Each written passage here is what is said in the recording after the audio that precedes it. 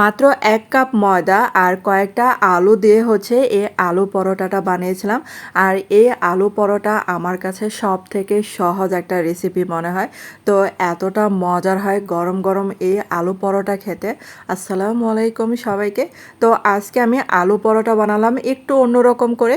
আর এই আলু পরোটা একটা বানালে ৪ থেকে ৫ জন অনায়াসে খেতে পারবেন। এখানে ১ কাপ ময়দা দিলাম, আর যদি ময়দা না থাকে আটা দিয়েও করতে পারেন। তারপর লবণ দিলাম স্বাদ মতো, আর কিছুটা তেল দিয়ে এখন শুকনো উপকরণগুলো আগে মিশিয়ে নিতে হবে।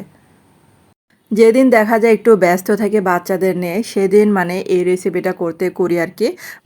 এই একটা রুটি বানালে সবাই কিন্তু খেতে পারি অনায়াসে। তারপর এখানে একটু লবণ তেল দিয়ে এই যে ডোটা মাখিয়ে নিলাম।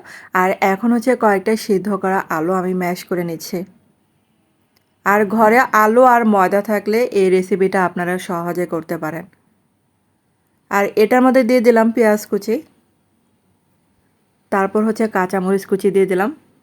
আর এই রেসিপিটা কি একটু ঝাল ঝাল খেতে বেশি মজার হয়। আর এই যে ধনিয়া পাতা কুচি দিয়ে দিলাম চিলি ফ্লেক্স। তারপর একটু ভাজা জিরা গুঁড়া দিলাম। আর আপনারা চাইলে এখানে চাট মশলা বা ম্যাগি মশলাও দিতে পারেন, কিন্তু আমার কাছে ওগুলা ভালো লাগে না। আর এই জন্য কিন্তু এখানে ভাজা জিরার গুঁড়াটা আর চিলি ফ্লেক্সটা বেশি ভালো লাগে। আর এই যে সে ডো দিয়ে এখানে একটা রুটি বানিয়ে নিয়েছি। তারপর রুটিটার উপরে এই যে আলু মাখাটা দিয়ে দিলাম। আর আলুটা এরকম করে চারিদিকে স্প্রেড করে দিতে হবে।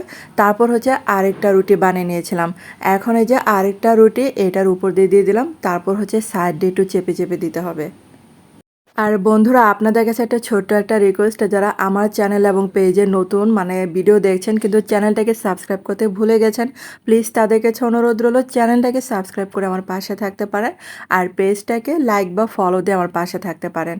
তারপর এই যে প্যানের মধ্যে অল্প একটু তেল দিয়ে নিলাম। আর এখানে যে দেখেন আমি যে রুটিটা যে বানিয়েছিলাম সেটা দিয়ে দিলাম।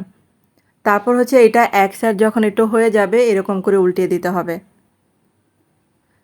আর এখানে দেখেন ওই সাইডটা একটু কাঁচা, তো সাবধানভাবে দিতে হবে। আমারটা একটু ছিঁড়ে গিয়েছিল, তার জন্য আলুর পুরটা কিন্তু একটু বের হয়ে আসছিল। তারপর এক্সট্রা যে তেলটা ছিল সেই তেলটা আবারও এটার মধ্যে দিয়ে দিতে হবে। দরকার হলে আর একটু তেল দিয়ে নেবেন এখানে। আর এই যে দেখেন আলু পরোটা কিন্তু হয়ে গেছে। তো সন্ধ্যার নাস্তায় চায়ের সাথে খাওয়ার জন্য কিন্তু এই রেসিপিটা দারুণ লাগে। আর এই নাস্তাটা এতটা সহজ বানানো যে আমার প্রায় এটা করি আমি। আর এটা বাচ্চারা এবং বড়রা সবাই কিন্তু অনেক পছন্দ করে। আর আপনারা যদি বাচ্চাদের জন্য স্পেশালি বানান তাহলে কিন্তু মরিচের পরিমাণটা একটু কমিয়ে দিবেন।